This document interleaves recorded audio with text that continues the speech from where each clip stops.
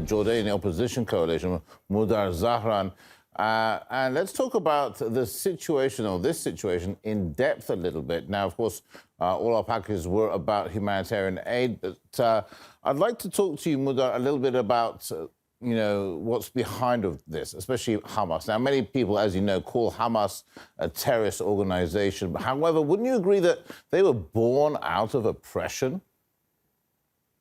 Well, there's no question that Gazans and the Palestinians in general have been oppressed by many parties, including their Arab brethren, for the past 8 decades. Nonetheless, we have to realize that what Hamas actually is. Hamas, according to the hierarchy, is literally, quote unquote, the Palestine chapter of the Muslim Brotherhood of Jordan. Hamas falls under the direct hierarchy control of Jordan's Muslim Brotherhood. Jordan's Muslim Brotherhood, and we have to call things by their own name, Jordan's Muslim Brotherhood, quote unquote, according to the King of Jordan himself, is a part of the regime and the loyal opposition. So Hamas is pretty much under the influence of foreign parties, and therefore we're not sure Hamas has the interest of the Palestinians as its top priority. All right, that's fair enough. We'll get to that in a second. But let me ask you, if Hamas is intense a terrorist organization within Gaza, why not the other foreign entities? Why not strengthen Mahmoud Abbas, give him the tools and weapons he needs to eradicate Hamas and take control of Gaza? Well, I think Russia today could handle this answer. Hamas is a terror organization. Make no question about that. Make no question, killing 1,400 civilians on the 7th of October and oppressing and killing Gazans for the past 20 years is an act of terror. At the same time, Hamas, it's harvesting the sour grapes of the fact that the West itself, many Western organizations, have tolerated, supported, propped up radical Islamists. An example of that is the Bush administration. Bush administration, when he was deporting college students just because they're Muslims, gas station workers just because they're Arabs, even Christian Arabs, he was welcoming the radical Muslim Brotherhood right at the White House, the CARE organization.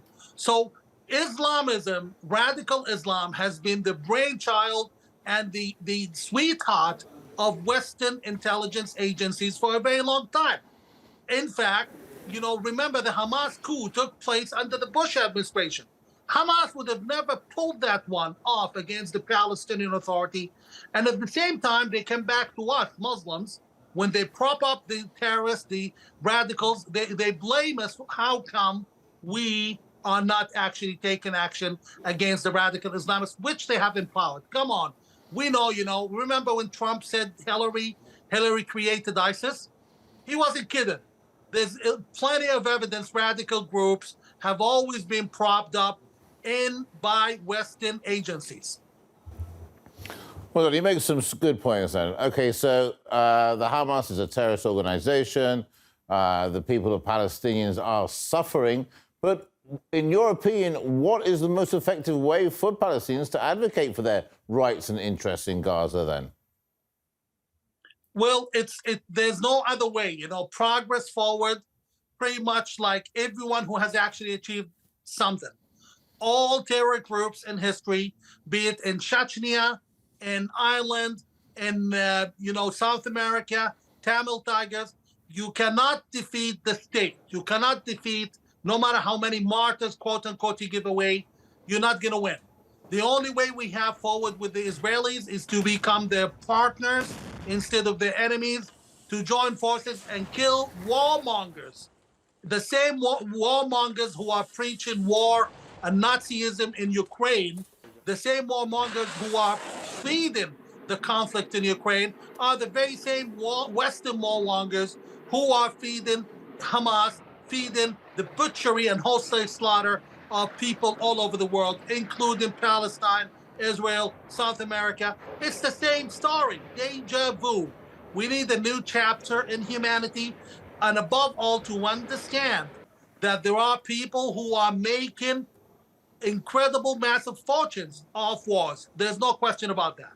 Well, so well said there indeed. So sadly, we've run out of time. I would have loved to have talked to you further. Unfortunately, we have run out of time. That's Mudar Zahran, Secretary General of the Jordanian Opposition Coalition. Thanks again for your time.